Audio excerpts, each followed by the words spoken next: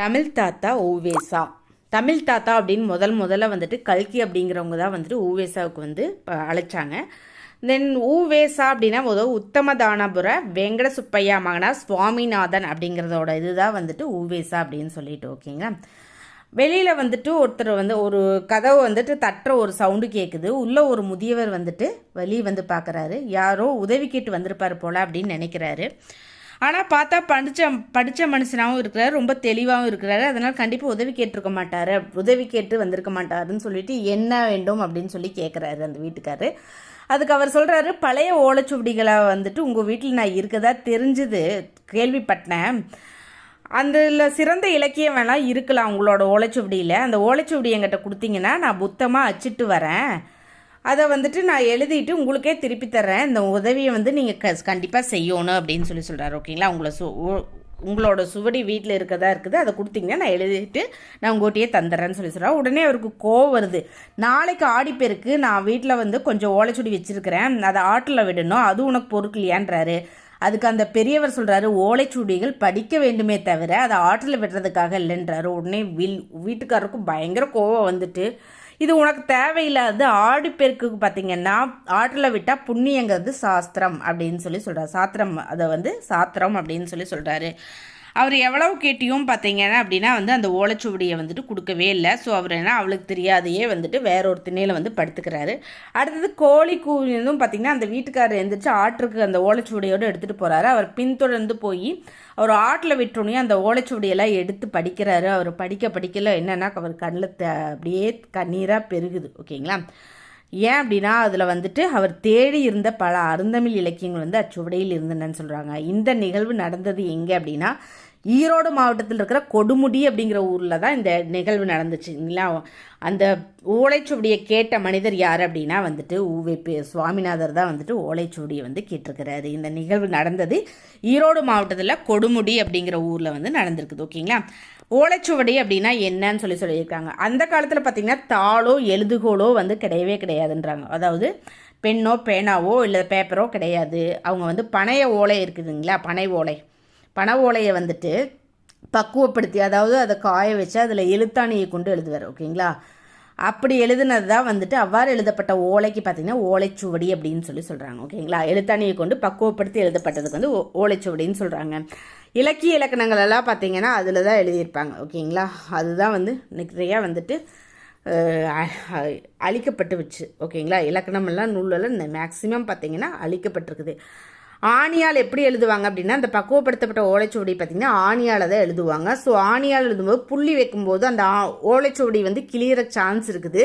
அதனால் புள்ளி வந்து வச்சு எழுத மாட்டாங்க. ஒற்றை கொம்பு இரட்டை கொம்பு வேறுபாடெல்லாம் இருக்காது. இப்போ பே அப்படிங்கிறதும் சரி பே அப்படிங்கிறதும் சரி ஒரே மாதிரி தான். பேரன் அப்படின்னு எழுதணும் அப்படின்னா பெரணன் எழுதினாலும் எழுதியிருப்பாங்க, பேரனன் அப்படின்னாலும் எழுதியிருப்பாங்க. இன்னும் வச்சுருக்க மாட்டாங்க. பேக்கு வேறுபாடு இருக்காது. ஓகேங்களா. முன்னாடி இருக்கிறதோ பின்னாடி இருக்கிறத வச்சுட்டா அது பேரனா பேரனா அப்படிங்கிறத வந்துட்டு அவங்க வந்துட்டு அறிஞ்சுக்குவாங்க. ஓகேங்களா. முன்னாடி இருக்கிறது பின்னாடி வைக்கிறத வச்சு தான் வந்து அவர் பொருள் கொள்வாங்கன்னு சொல்கிறாங்க. ஓகேங்களா. பிழை இல்லாமல் இருக்கிறதுக்காக அவர் என்ன பண்ணுவார்னா ஒவ்வொரு ஓலைச்சுவடியோடையும் வந்து கம்பேர் பண்ணிவிட்டு எது கரெக்டோ அதை பார்த்துட்டு தான் வந்து அச்சுக்கு வந்து அனுப்புவார். ஓகேங்களா. அடுத்தது அவர் இப்போ ஒவ்வொரு இதையும் பார்த்தீங்கன்னா அச்சிட்டு புத்தகமாக வழங்கினார். விளக்கங்களை படிப்பதற்காக ஓய்வின்றி உழைத்தார். அவரையே வந்து நம்ம தமிழ் தாத்தா ஊவேசா அப்படின்ட்டு சொல்லி அன்போடு அழைக்கிறோன்னு சொல்கிறாங்க. ஓகேங்களா. இவர் இப்படி பதிப்பித்து பணியை மேற்கொண்டப்போ குறிஞ்சிப்பாட்டு அப்படிங்கிற ஒரு சுவடியை வந்துட்டு பதிப்பிப்பதற்காக எழுதி கொண்டிருக்கிறார். ஓகேங்களா. அப்போது 99 இதுக்கு கொஷினில் கேட்குற சான்ஸ் இருக்குதுங்க. அதாவது குறிஞ்சிப்பாட்டில் 99 வகை பூக்களின் பெயர் இருக்கும். அந்த பூக்கள் பெயர்தில் அவருக்கு வந்து 96 பூக்களோட பெயர் மட்டும்தான் தெரிஞ்சிருந்து, மீதி 3 பூக்களோட பெயர் வந்து தெரியல. அதுக்காக தேடி அலைஞ்ச அந்த 3 பூக்களோட பெயருக்கு தெரிகிற மாதிரி ஒரு சுவடி கிடைக்குதான்னு சொல்லி பார்த்துட்டு அந்த தெரிஞ்சதுக்கப்புறம் அந்த 99 பூ வகை தெரிஞ்சதுக்கப்புறம் தான் வந்துட்டு அவர் வந்து பதிக்கிறதுக்கே வந்து அது கொடுத்தாரு. ஓகேங்களா. இந்த அவருக்கு தெரியாத பூக்களோட எவ்வளவுன்னு சொல்லி ஒரு டைம் கொஷினில் கேட்டிருந்தாங்க. அதாவது குறிஞ்சிப்பாட்டில் எத்தனை பூக்கள் வகை குறிப்பிட்டப்பட்டதோ 99. அதில் ஊவேசாக்கு தெரியாது வந்து 3 பூக்கள் வகை. அது தெரிஞ்சதுக்கு அப்புறம் தான் வந்து பதிப்பிக்கிறதுக்காக கொடுத்தாங்க. பார்த்தீங்கன்னா ஓலைச்சுவடிகளை வந்துட்டு பாதுகாக்கப்படுறது என்னென்ன இடத்துல பாதுகாக்கப்படுது அப்படின்னா கீழ்த்திசை சுவடிகள் நூலகம் அப்படிங்கிறது சென்னையில். கீழ்த்திசை சுவடிகள் நூலகம் சென்னையில் வந்துட்டு அது வந்து இப்போ அறிஞர் அண்ணா நூலகத்தில் பார்த்திங்க அப்படின்னா 7ஆம் தளத்தில் வந்துட்டு இயங்குது. அடுத்தது பார்த்திங்கன்னா அரசு ஆவணக காப்பகம் சென்னை, உலக தமிழாராய்ச்சி நிறுவனம் சென்னை, அப்புறம் இருக்கிறதுலையே வந்து பழைய மகால், அதாவது பழைய நூலகம் பார்த்திங்க அப்படின்னா சரஸ்வதி மகால் நூலகம் தஞ்சாவூர், அதுலையெல்லாம் வந்துட்டு ஓலைச்சுவடிகள் பாதுகாக்கப்படுறதுன்னு சொல்கிறாங்க. ஓகேங்களா. குறிஞ்சிப்பாட்டு அப்படிங்கிறது என்ன அப்படின்னா 10 பாட்டு, இதில் வந்துட்டு 10 பாட்டு நூல்களில் ஒரு நூல் தான் வந்துட்டு குறிஞ்சிப்பாட்டு. ஓகேங்களா. அதில் பார்த்திங்க அப்படின்னா அதை எழுதினவர் யார் அப்படின்னா கபிலர். ஓகேங்களா. கபிலர் தான் வந்துட்டு அதை எழுதியிருக்கிறார். குறிஞ்சிப்பாட்டு வந்து 10 பாட்டு நூல்களில் ஒன்று. அது அதுதான் 96 பூக்கள் மட்டுமே தெளிவாக தெரிஞ்சுது, 3 பூக்கள் தெரியலன்னு சொல்லி அந்த கதை தான் அதில் சொல்லியிருப்பாங்க. அப்படி வந்துட்டு பண்ணவர். அவர் பிறந்த ஊர் கொடுத்துருக்குறாங்க. பிறந்த பார்த்திங்கன்னா திருவாரூர் மாவட்டத்தில் இருக்கிற உத்தமதானபுரம். ஊவேசாக்கு வந்து உத்தமதானபுரம்ங்கிறது ஒன்று. அவருடைய இயற்பெயர் பார்த்திங்க அப்படின்னா என்ன, வெங்கடரத்னம். ஆக்சுவலாக வந்துட்டு சாமிநாதன்கிறது அவரோட பெயர் கிடையாது. இயற்பெயர் பார்த்திங்கன்னா வெங்கடரத்னம் அப்படிங்கிறது அவரோட இயற்பெயர். அவரோட ஆசிரியர் யார் அப்படின்னா மகாவித்வான் மீனாட்சி சுந்தரம் அப்படிங்கிறது தான் வந்துட்டு அவரோட ஆசிரியர். அவர் தான் வந்துட்டு அவருக்கு சாமிநாதன் அப்படிங்கிற பேரை விட்டார். ஓகேங்களா. அப்படிங்கிறது பார்த்திங்கன்னா சாமிநாதன் சொல்கிறீங்க இல்லையா, யார் அந்த பேர் இட்டாங்க அப்படின்னா மகாவித்வான் மீனாட்சி சுந்தரம் இல்லையா, அவரோட ஆசிரியர் தான் பார்த்திங்கன்னா அவருக்கு வந்து சாமிநாதன் அப்படிங்கிற பேர் விட்டார். அதுதான் வந்து ஊவேசா. உத்தமதானபுரம் வெங்கட சுப்பையன் மகர் சுவாமிநாதன் என்பதன் சுருக்கமே ஊவேசான்னு சொல்கிறாங்க. அவரோட ஆண்டு பார்த்திங்க அப்படின்னா 1855. அது பாருங்கள், 1855. அந்த பொண்ணு கீழே சொல்கிறோம்ல சடகோ சொல்லுவோம் இல்லையா, 1955 இருக்கிற மாதிரி 9ன்னு பார்த்தீங்கன்னா அவங்க இறக்குற நாள் வந்துடும். ஓகேங்களா. அவர் பார்த்தீங்கன்னா 1985 55 பிறந்திருக்கிறாரு. 1942 பார்த்தீங்கன்னா இறந்துருக்காரு. இந்த வருஷமே பார்த்தீங்கன்னா நூலகம் ஓப்பன் பண்ணியிருப்பாங்க. ஓகேங்களா. அவரோட பேரில் 1942 இறந்துருக்கிறாரு. அவரோட வாழ்க்கை வரலாற்றை வந்துட்டு எந்த இதழில் வந்துச்சு அப்படின்னு சொல்லி கேட்பாங்க. ஆனந்த விகடன் அப்படிங்கிற இதழில் தான் வந்துச்சு. இதுவும் கொஷினாக கேட்பாங்க. ஓகேங்களா. ஆனந்த விகடன் அப்படிங்கிற இதெல்லாம் வந்துச்சு. அதை பேர் என்ன அப்படின்னா வந்து என் சரிதம் அப்படிங்கிற பேரில் வெளிவந்துச்சு. ஆனந்த விகடன் இதழில் என் சரிதம் அப்படிங்கிற பேரில் தான் வந்துட்டு வெளிவந்திருக்குது. ஓகேங்களா. என்னோட சரிதம் அப்படின்னு சொல்லிட்டு வெளிவந்திருக்குது. இவர் பார்த்தீங்க அப்படின்னா இவ்வளோ பதிப்பு பணிக்காக தான் வந்துட்டு வாழ்நாள் முழுக்க செலவிட்டார். ஓகேங்களா. தென் குறிப்பு சிறப்பு, இவருக்கு செஞ்ச சிறப்பு என்னன்னு சொன்னா, ஊவேசா அவர்கள் பெயரால் அவர் இறந்த வருஷம் 1942 பார்த்தீங்கன்னா ஊவேசா நூல் நிலையம் அப்படிங்கிறது வந்து சென்னையில் பெசன் நகரில் இன்று செயல்பட்டு வருதுன்னு சொல்கிறாங்க. ஓகேங்க. அடுத்தது பார்த்தீங்கன்னா இவரோட தமிழ் பணியை பார்த்தீங்க அப்படின்னா வெளிநாட்டு அறிஞர்களான ஜியு போப் ஜூலியன் வின்சோன் அறிஞர் வந்து இதை பதிப்பித்து பணியை வந்துட்டு பாராட்டி ஜியு போப் ஜூலியன் வின்சன் அப்படிங்கிறவங்க வந்து பெரிதும் பாராட்டிக்கிறாங்க. இவருக்கு வந்து 2006 அஞ்சல் தலை வந்து வெளியிட்டிருக்கிறாங்க. யார் அஞ்சல் தலை வெளியிடுறது யாருங்க, நடுவண் அரசு, சென்ட்ரல் கவர்மெண்ட் தான் வந்துட்டு அஞ்சல் தலை வந்து வெளியிடு. ஓகேங்களா. அடுத்தது பார்த்தீங்கன்னா ஊவேசாவோட நினைவு இல்லம் பார்த்தீங்க அப்படின்னா வந்து உத்தமதானபுரத்தில், இதுவும் அவரோட சிறப்பு தான். ஓகேங்களா. உத்தமதானபுரத்தில் ஊவேசா நினைவு இல்லம் பார்த்தீங்கன்னா இருக்குது. ஓகேங்களா. அவர் பிறந்த ஊரில் உத்தமதானபுரத்துலேயே பார்த்தீங்கன்னா ஒரு அதாவது நினைவில்லம் இருக்குது. அவர் பதிப்பித்த நூல்கள் பார்த்தீங்க அப்படின்னா வந்துட்டு 8 தொகை நூல், 8 தொகையில் நூல்கள்னால் 8 இருக்கும். 10 தொகை நூல் 10 பாட்டு அப்படின்னா 10 இருக்கும். ஓகேங்க. 8 தொகை நூல் 8 இருக்கும், 10 பாட்டுனா 10 இருக்கும். தென் சீவக சிந்தாமணி, சிலப்பதிகாரம், மணிமேகலை 3மே ஐம்பெருங்காப்பியங்களில் முக்கியமானது. சீவக சிந்தாமணி, சிலப்பதிகாரம், மணிமேகலை 3மே பார்த்தீங்கன்னா முக்கியமானது. ஒன்று போட்டுக்கணும். ஓகேங்களா. அதாவது ஃபஸ்ட்டு பதிப்பித்த காப்பியம் எதுங்க, சீவக சிந்தாமணி தான் அவர் வந்து ஃபஸ்ட்டு பதிப்பித்த காப்பியம். அப்புறம் பிராணம் வந்துட்டு 12ன்னு சொல்லுவாங்க. அடுத்தது பார்த்திங்கன்னா வெண்பா நூல் வந்து 13, இது மட்டும் எழுதுங்க. பிராணம் 12, வெண்பா நூட்கள் 13, ஒன்றை கூட்டி வெண்பா நூல் வந்து 13ன்னு சொல்லி எழுதிக்கிங்க. அடுத்தது பார்த்திங்கன்னா உலா போலான்னு சொல்லிட்டு 9 பேர் வந்து டிசைட் பண்ணுறாங்க. ஓகேங்களா. 9 பேர் வந்து முடிவு பண்ணுறாங்க உலா போலாம், சுற்றுலா போகலான்னு சொல்லிட்டு. ஆனால் கோவைக்கு தூது போகலாம் அப்படின்னு சொல்லி முடிவு பண்ணதுக்கப்புறம் 6 பேர் தான் இருக்கிறாங்க. ஓகேங்களா. கடைசியாக இருக்கிறது என்னென்னா 3 பேர், அந்தாதி அப்படின்றது வந்து 3 பேர். 2 பேர் பார்த்திங்கன்னா பரணியில் உட்காந்துக்கிறாங்க. அடுத்தது மும்மணி கோவை, இரட்டை மணி மாலை எல்லாமே பார்த்திங்க அப்படின்னா வந்துட்டு 2 2ன்னு சொல்லிட்டு, அதாவது 3 2ன்னு சொல்லியிருந்தா கூட 2ன்னு தான் போட்டுக்கணும். இதர பிரபந்தங்கள் 4 இப்படி ஞாபகம் வச்சுக்கோங்களா. 8 தொகை 8, 10 பாட்டு 10, சீவகசிந்தாமணி சிலப்பதிகாரம் மணிமேகலை 3 முக்கியமான இது. முதல்ல பதிப்பித்தது சீவகசிந்தாமணிங்கிறது. புராணம் 12ன்னு சொல்லி எடுத்துக்கோங்க. அடுத்தது வெண்பா நூல்கள் 13ன்னு எடுத்துக்கோங்க. உலா பார்த்தீங்கன்னா உலா போலான்னு சொல்லிட்டு 9 பேர் முடிவு பண்ணுறாங்க. ஆனால் கோவைக்கு தூது போலாங்கும் போது 6 பேர் தான் இருக்கிறாங்க. கடைசியாக பார்த்தீங்க அந்தாதி அப்படின்னா வந்து கடைசின்னு சொல்லி எடுத்து 3ன்னு சொல்லி எடுத்துக்கங்க. கடைசியில் பார்த்தா 2 பேர் மட்டும் பரணியில் உட்காந்துக்கிறாங்க. மும்மணி கோவை இரட்டை மணி மோளை அப்படிங்கிறது பார்த்தீங்கன்னா 3 2ன்னு இருந்தால் கூட 2 தான் எடுத்துக்கணும். தென் இதர பிரபந்தம் 4ன்னு சொல்லி எடுத்துக்கணும். ஓகேங்களா. அடுத்தது ஓலைச்சுவடியை பிரித்தெழுதுக. ஓலைச்சுவடி, ஓலை கூட்டல் சுவடி, தமிழ் பணி தமிழ் கூட்டல் பணி, குறிஞ்சிப்பாட்டு குறிஞ்சி கூட்டல் பாட்டு, எழுத்து கூட்டல் ஆணி எழுத்தாணி, 10 கூட்டல் பாட்டு 10 பாட்டு. ஓகேங்களா. ஓலைச்சுவடியை தேடி வந்த பெரியவர் யாருங்க? ஊவேசா தமிழ் தாத்தா. ஓகேங்களா. ஊவேசாவின் வாழ்க்கை வரலாற்று நூலின் பெயர் என் சரிதம். இது எதுலைங்க வெளிவந்துச்சு? ஆனந்த விகடன் அப்படிங்கிற இதெல்லாம் வெளிவந்துச்சு. ஓகேங்களா. வரலாற்று நூலின் பெயர் வந்து என் சரிதம். ஓகேங்களா. ஊவேசாவை தன் வாழ்நாள் முழுவதும் ஓய்வில்லாமல் பதிப்பு பணியை மேற்கொண்டார். அதாவது கோடிட்டிடத்தின் ஏற்படும். ஊவேசாவின் பிறந்த ஊர் எதுங்க? உத்தமதானபுரம். ஓகேங்களா. உத்தமதானபுரம். ஊவேசா அவர்களை நாம் தமிழ் தாத்தா அப்படின்னு அன்போடும் உரிமையோடு அழைக்கிறோம். ஓகேங்களா. கல்கி தான் முதல்ல பேரிட்டாங்க. ஊவேசா ஆல்ரெடி பார்த்தோம். தமிழ் தாத்தா அப்படின்னு அவரை பார்த்தோம். அவர் வந்துட்டு நிறைய பதிப்பித்தல் ஓலைச்சுவடி வந்து பதிப்பிக்கும் இதை பார்த்தாருன்னு சொல்லி பார்த்தோம். அவரை பற்றி வந்துட்டு பார்க்கலாம். ஓகேங்களா. அவரோட இயற்பெயர் பார்த்திங்க அப்படின்னா வேங்கட ரத்னம்.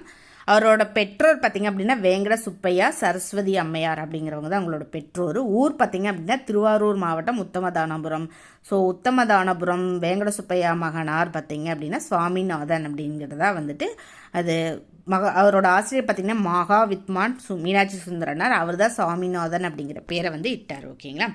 தென் சிறப்பு பெயர் பார்த்திங்க அப்படின்னா அவருக்கு தமிழ் தாத்தா அப்படின்னு சொல்லி ஒரு சிறப்பு பெயர், அதை கல்கி சொன்னாங்க. மகோபாத்தியாத்யா அப்படின்னு சொல்லி சொன்னவங்க யாருன்னா சென்னை ஆங்கில அரசு பார்த்திங்க அப்படின்னா அவருக்கு வந்துட்டு அந்த பட்டத்தை கொடுத்தது. குழந்தை நகர் கலைஞர் அப்படின்னு சொல்லிட்டு பாரதி கொடுத்தாரு. பதிப்புத்துறையின் வேந்தர், பதிப்பிக்கிறதான முதல் தொழிலாக வச்சுருந்தாரு. ஸோ பதிப்புத்துறையின் வேந்தர் அப்படிங்கிற ஒரு பட்டம். திராவிட வித்யாபூஷணம் அப்படின்னு சொல்லிட்டு பாரத தர்மா மகா மண்டலத்தார் வந்துட்டு கொடுத்துருக்குறாங்க. தட்சிணாத்திய கலாநிதி அப்படின்னு சங்கராச்சாரியர் வந்து கொடுத்துருக்காங்க. டாக்டர் அப்படிங்கிற பட்டம் பார்த்திங்கன்னா சென்னை பல்கலைக்கழகம் கொடுத்துருக்குது. தமிழில் முதல்ல டாக்டர் பட்டம் பெற்றவர் வந்து இவர் தான். ஓகேங்களா. இவரோட படைப்புகள் பார்த்திங்க அப்படின்னா ஃபஸ்ட்டு பார்த்திங்கன்னா மீனாட்சி சுந்தரம் பிள்ளை தமிழ். அவரோட ஆசிரியர் யாருங்க? மீனாட்சி சுந்தரம் அப்படி பிள்ளை தான் வந்து அவங்களோட சரித்திரம் அப்படின்னு சொல்லி நான் வச்சுங்க.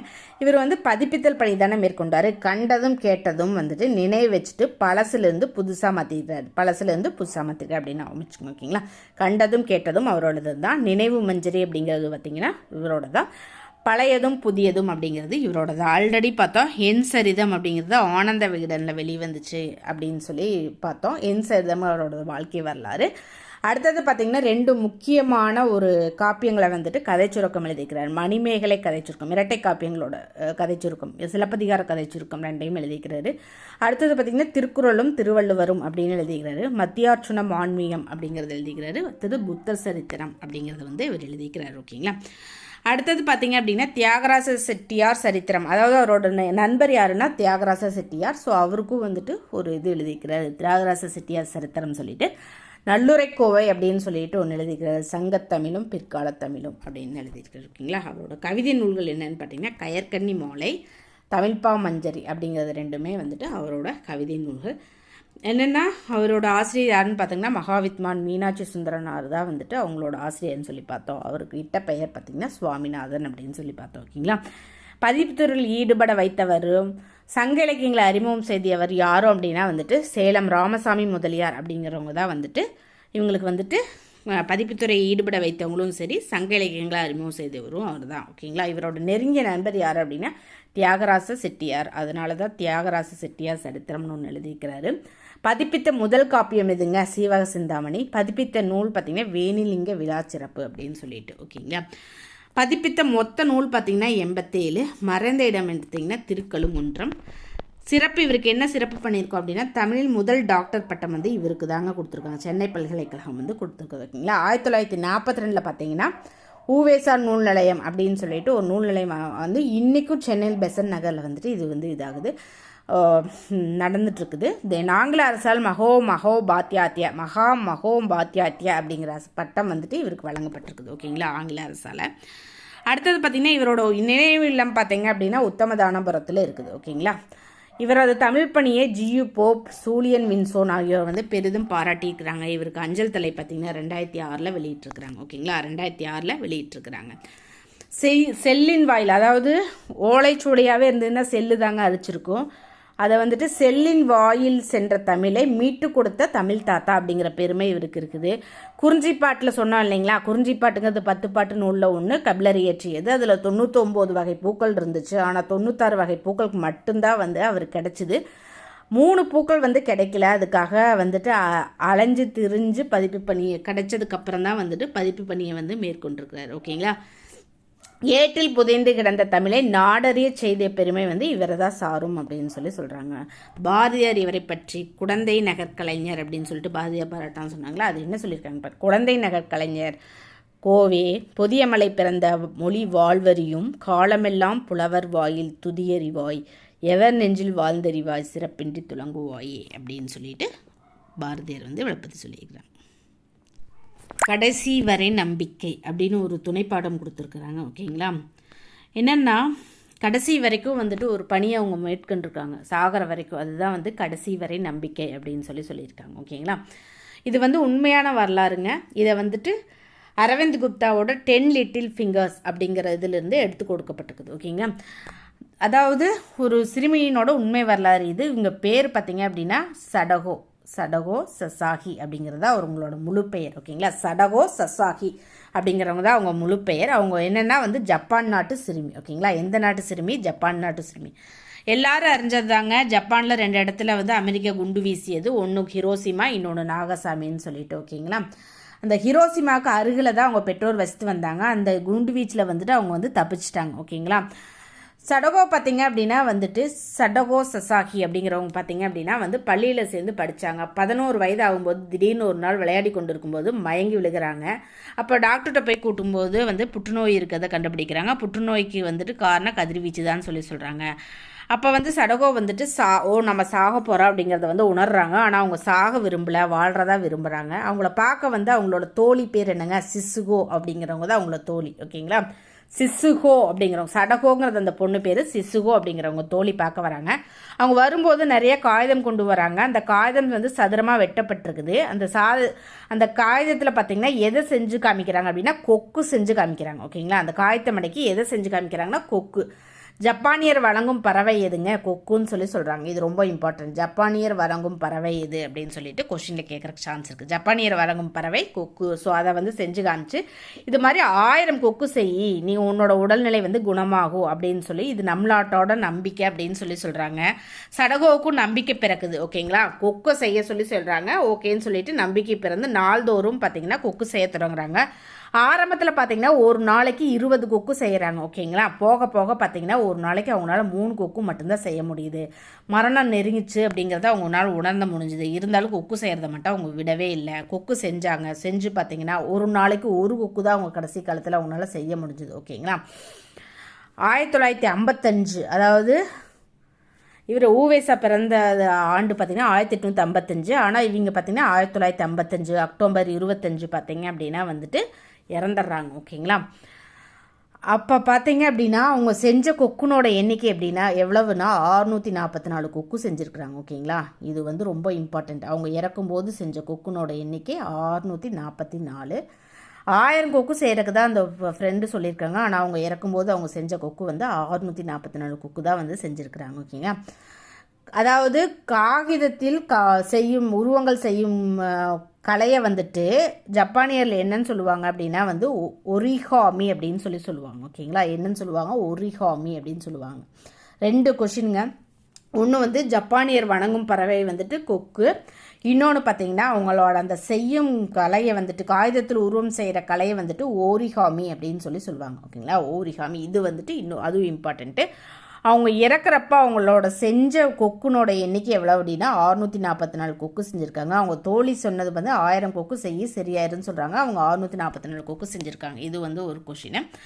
தென் ஆனால் பார்த்தீங்கன்னா அவங்க அதுக்குள்ளே இறந்துடுறாங்க. ஸோ அவங்க தோழிகள்லாம் செஞ்சுட்டு எவ்வளோ கொக்கு செய்கிறாங்க, 356 கொக்கு வந்துட்டு செய்கிறாங்க. ஓகேங்களா, 1000லேருந்து 644 கழிச்சிங்கன்னா 356ன்னு சொல்லி வந்துடும். ஓகேங்க, அந்த கொக்கெல்லாம் செய்கிறாங்க. கடைசியில் வரைக்கும் அவங்க வந்துட்டு அந்த கொக்கு செய்கிறத வந்துட்டு நிறுத்தவே இல்லை. ஸோ நம்பிக்கையோடு வாழ்ந்துருக்குறாங்க. ஸோ அவங்களுக்காக ஒரு நினைவாலயம் கட்டணும்னு சொல்லிட்டு பொதுமக்கள்கிட்ட வந்துட்டு நிதி திரட்டுறாங்க. ஓகேங்களா, நிதி திரட்டி எங்கெங்க ஹிரோஷிமா நகரில் மையத்திலேயே ஒரு நினைவாலயம் கட்டுறாங்க. அவங்களுக்கு சடகோ அப்படிங்கிறவங்களுக்கு வந்துட்டு சிலை வைக்கிறாங்க. அந்த சிலைக்கு பேர் என்ன சொல்கிறாங்கன்னா குழந்தைகள் அமைதி நினைவாலயம் அப்படின்னு சொல்லி வச்சுருக்குறாங்கங்க. அதில் என்ன எழுதியிருக்காங்கன்னு பாருங்கள். உலகத்தில் அமைதி வேண்டும், இது எங்கள் கதறல், இது எங்கள் வேண்டுதல். உலகத்தில் அவங்க எது கேட்டிருக்காங்க, அமைதி வேண்டும்னு சொல்லி கேட்டிருக்காங்க. இது எங்களோட கதறல், எங்களோட வேண்டுதல் அப்படின்னு சொல்லியிருக்காங்க. இன்னைக்கு வரைக்கும் வந்துட்டு அந்த நினைவாலயத்துக்கு நூற்றுக்கணக்கான குழந்தைகள் போயிட்டு அங்கே போயிட்டு காகித கொக்குல செய்து வணங்கி வருங்களாமாங்க. ஓகேங்களா, இது எங்கேருந்து எடுத்தது அப்படின்னா வந்து அரவிந்த் குப்தா எழுதிய 10 லிட்டில் ஃபிங்கர்ஸ் அப்படிங்கிறதுல இருந்துட்டு எடுத்துருக்குறாங்க. இது வந்து கேட்பாங்க, கடைசி வரை நம்பிக்கை அப்படிங்கிறது வந்து எங்கேருந்து எடுத்துக்கப்பட்டதுன்னா அரவிந்த் குப்தா அப்படிங்கிற எழுதிய 10 லிட்டில் ஃபிங்கர்ஸ். இது ரொம்ப இம்பார்ட்டண்ட்டான ஒரு விஷயங்க. ஓகேங்களா, 10 லிட்டில் ஃபிங்கர்ஸ் அப்படிங்கிறதுலேருந்து எடுத்ததுங்க. ஓகேங்களா, அடுத்தது பார்த்தீங்க அப்படின்னா மொழி, அதாவது இலக்கணம்னா என்னங்க, ஒரு மொழியை எப்படி பேசணும், ஒரு மொழியை எப்படி எழுதணும் அப்படிங்கிறத வந்து வரையறை செய்கிறதாங்க இலக்கணம். ஓகேங்களா, அவன் வந்தால் அப்படிங்கிறது பார்த்தீங்கன்னா கரெக்டாக வருமாங்க. ஆண் எது பெண் எதுன்னு கிடக்கூடாது. ஸோ அவன் வந்தான் தான் வரணும். ஸோ இப்படி எழுதுறத வரைமுறை செய்கிறதா இலக்கணம். அவன் வந்தான், அவள் வந்தாள் அப்படின்னு சொல்லிட்டு அப்படி எழுதுறதா இலக்கணம் சொல்கிறாங்க. மொழியினோட வியப்பு என்னென்னாங்க, 100க்கும் மேற்பட்ட மொழிகளில் பார்த்தீங்கன்னா முதல் எழுத்து ஆங்கிறது என்னங்க இப்படி போட்டிருக்குது இல்லைங்களா, அந்த இந்த குறி பார்த்தீங்க அப்படின்னா வந்துட்டு இந்த ஆங்கிறது பார்த்தீங்கன்னா மனிதனையும், இந்த கோடு பார்த்தீங்கன்னா அவனோட முதுகுப்புறத்தில் இருக்கிற அம்பையும் குறிக்குதுன்னு சொல்கிறாங்க. ஓகேங்களா, அடுத்தது பார்த்தீங்கன்னா இணை எழுத்துக்கள்ங்க. இணை எழுத்துக்கள் பார்த்தீங்க அப்படின்னா நம்ம அங்கே 6th ஸ்டாண்டர்ட்லேயே பார்த்தோம். கசட தபர அப்படிங்கிறதுக்கு எல்லாத்துக்குமே கசட தபர அப்படிங்கிறது பார்த்தீங்க அப்படின்னா ஞன நமன அப்படிங்கிறது வந்து இணை எழுத்துக்களாக வரும். ஓகேங்களா, இப்படி தான் வரும். கேங்க அதுதான் சொல்லியிருப்பாங்க. கேங்க, இஞ்ச, இண்ட, இந்த, இம்ப, இன்ற அப்படிங்கிறது எல்லாமே பார்த்திங்கன்னா கசட தபரங்கிறது நென நம்மனங்கிறது வந்து இணை எழுத்துக்களாக வரும். ஓகேங்களா, அடுத்தது குறிலெது நெடிலெதுன்னு சொல்கிறாங்க. மாத்திரை பொறுத்து வந்து குடிலெது நெடில். நீண்டு ஒழிக்கிறது பார்த்திங்கன்னா நெடில், குறுகி ஒழிக்கிறது வந்து குடில். இந்த புள்ளி வச்ச எழுத்து எல்லாமே பார்த்திங்கன்னா மெய்யெழுத்துக்கள். ஓ, டோ, தா அப்படிங்கிறது எல்லாமே நெடில்.